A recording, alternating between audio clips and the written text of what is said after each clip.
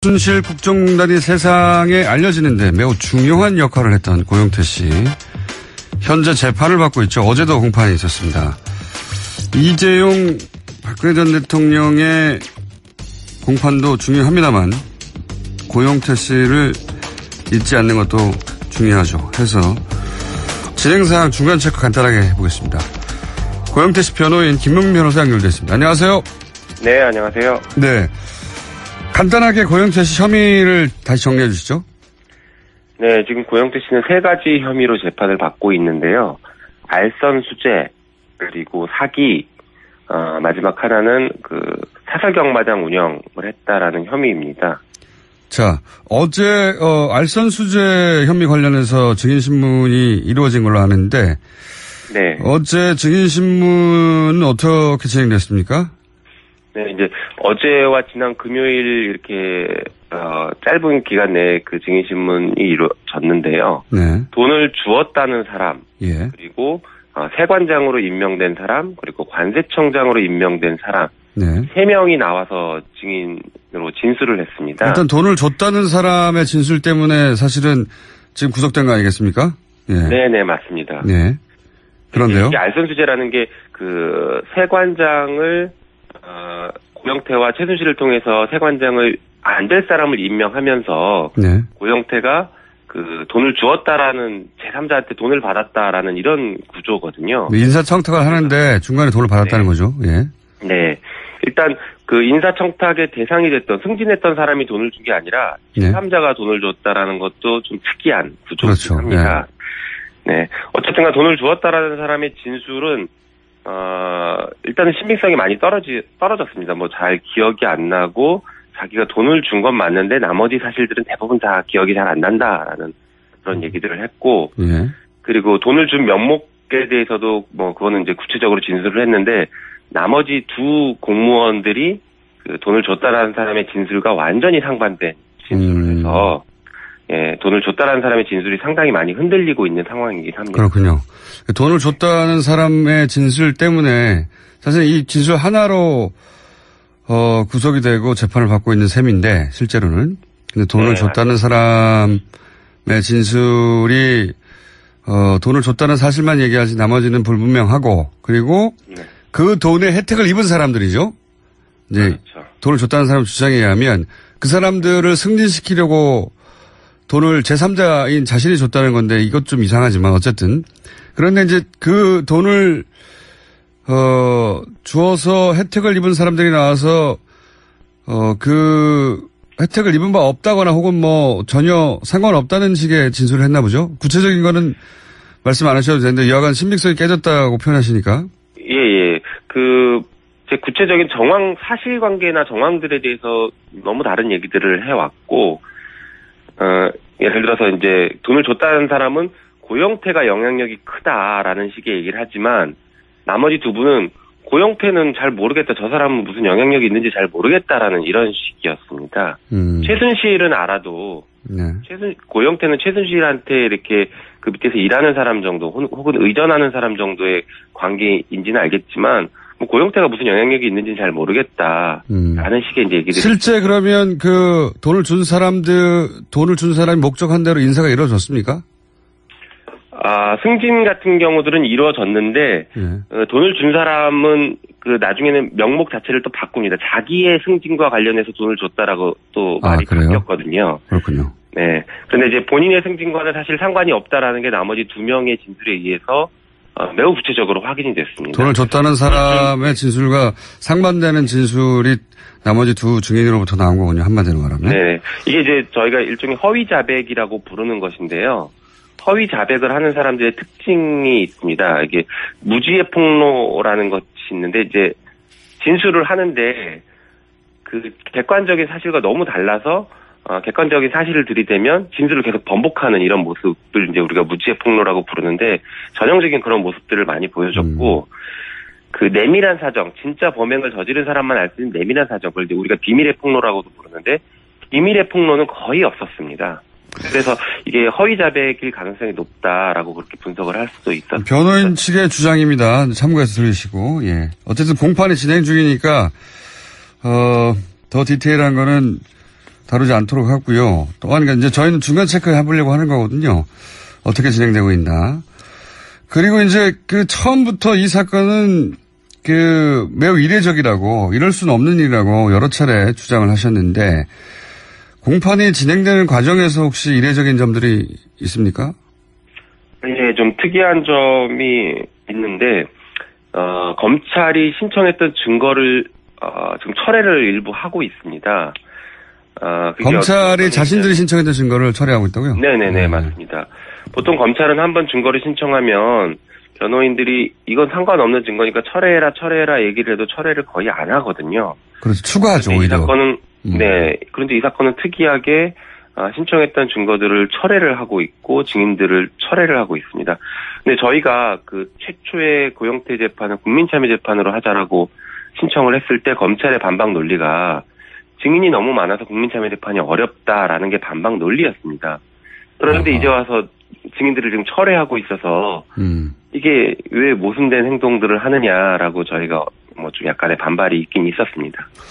그런 내용이 있었고 또 이 재판을 굉장히 빨리 끝내고 싶어 한다는 얘기도 들었는데요. 예. 그건 어떻게 그 이유를 보십니까? 그게 이제 검찰이 증거나 증인을 철회하면서 내세운 논리가 재판이 빨리 끝나야 된다는 것이었고, 그 근거로는 고영태의 구속기간이 11월경에 만료가 되기 때문에 이제 그 전에 재판이 빨리 끝나야 된다라는 논리였습니다. 그런데 이렇게 증거가 많고 다툼이 있고 이제 변호인들 판단이긴 하지만, 결정적인 증인의 신빙성이 무너지고 했다라고 하면 저희는 보석으로 불구속 상태에서 재판을 좀 충분히 준비하면서 천천히 진행을 해도 된다라는 저희는 생각을 하고 있는데 오히려 저희의 생각과는 이제 전혀 달리 검찰은 재판을 빨리 끝내야 된다라는 것을 굉장히 강조를 하고 있고 재판부도 일단 피고인이 구속된 상태이다 보니까 재판은 구속 기간 내에 빨리 끝내야 된다라는 기본적인 원론적인 입장을 가지고는 있습니다. 이건 어떤 측면에서는 박근혜 전 대통령이 선고가 되기 전에 유죄로 끝나면 박근혜 전 대통령에게 유리한 국면이 일정 정도 있을 수 있으니까 그렇게 빨리 끝내려고 하는 거 아닌가 이런 의구심이 들 수도 있겠습니다. 이런 사안은.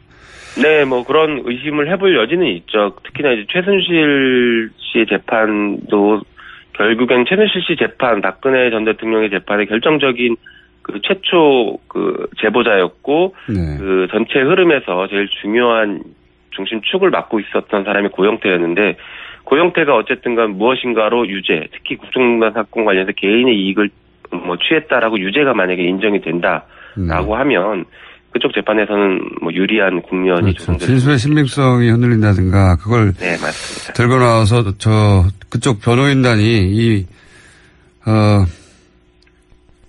그런 주장을 하겠죠, 아무래도. 예. 어쨌든 그런 의구심이. 네네, 맞습니다. 마지막으로 한 가지만 더 여쭤볼게요. 이명박 전 대통령 아들 이시영 씨가, 자신의 마약 투약 의혹이 제기된 것과 관련해서 또 고영태 씨에게 소송을 제기했다고 언론 보도가 됐는데 그 부분은 어떻게 진행되고 있습니까? 네, 민사 소송 제기를 해서 며칠 전에 고영태 씨가 소장을 받았습니다. 그런데 아직 변호인에게 전달이 되진 않았고. 민사라는 건 손해배상 청구를 했다는 얘기인가요? 네, 맞습니다. 이시영 씨가 아마 1억 원 손해배상 청구를 한 것으로 알고 있고요. 그 소장을 저희가 전달받아서 조만간 이제 답변서 제출하고 본격적으로 대응을 할 예정입니다. 특이하네요. 이런 경우에는 허위사실 유포나 형사로 하지 않습니까? 민사로 왜 했을까요? 네, 보통 이제 형사로 하는 경우가 많은데 아마 민사 소송을 제기한 것은 여러 가지 이제 고려를 했을 것으로 보여지긴 합니다. 근데 형사로 고소를 하게 되면 기본적으로 그렇다면 이시영 씨가 마약을 했는지 안 했는지에 대한 조사가 이루어질 가능성이 높거든요. 그렇죠. 그게 사실인지 아닌지를 판단을 해야 되기 때문에. 그렇지만 민사로 넘어가게 되면 그러한 입증 책임 같은 것들은 아무래도 이제 피고 그 말을 했던 사람들에게 전가될 가능성이 높기 때문에 민사를 택한 게 아닌가 싶습니다. 그렇군요. 굳이 그래서 민사를 한 거군요. 입은 닫게 만들면서 본인은 조사받을 대상에서 빠지는 전략. 네. 이렇게 이해되어 있군요. 알겠습니다. 앞으로도 챙겨보겠습니다. 감사합니다. 네, 고맙습니다. 고영태 씨 재판 어떻게 진행되고 있는지 챙겨봤습니다. 고영태 씨 변호인 김영민 변호사였습니다.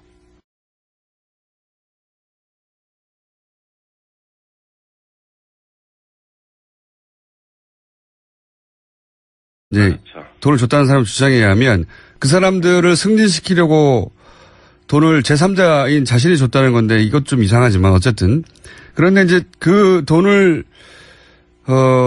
주어서 혜택을 입은 사람들이 나와서 그 혜택을 입은 바 없다거나 혹은 뭐 전혀 상관없다는 식의 진술을 했나 보죠. 구체적인 거는 말씀 안 하셔도 되는데 여하간 신빙성이 깨졌다고 표현하시니까.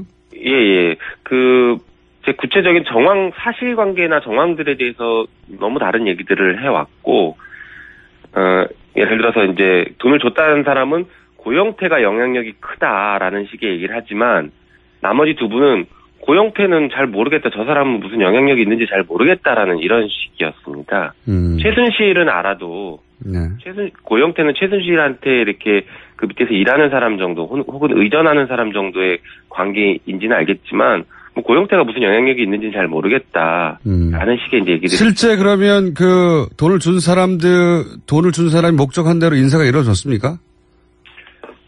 승진 같은 경우들은 이루어졌는데, 돈을 준 사람은 나중에는 명목 자체를 또 바꿉니다. 자기의 승진과 관련해서 돈을 줬다라고 또 말이 바뀌었거든요. 그렇군요. 네. 그런데 이제 본인의 승진과는 사실 상관이 없다라는 게 나머지 두 명의 진술에 의해서 매우 구체적으로 확인이 됐습니다. 돈을 줬다는 사람의 진술과 상반되는 진술이 나머지 두 증인으로부터 나온 거군요. 한마디로 말하면. 네. 이게 이제 저희가 일종의 허위 자백이라고 부르는 것인데요.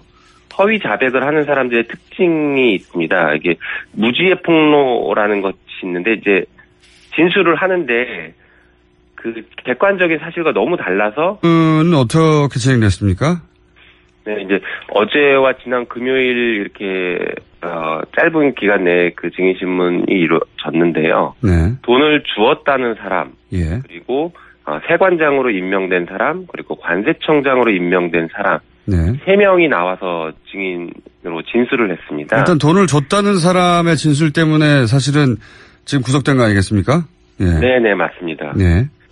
그런데요. 이게 알선수재라는 게 그 세관장을 고영태와 최순실을 통해서 세관장을 안 될 사람을 임명하면서 네. 고영태가 그 돈을 주었다라는 제3자한테 돈을 받았다라는 이런 구조거든요. 인사청탁을 하는데 중간에 돈을 받았다는 거죠. 예.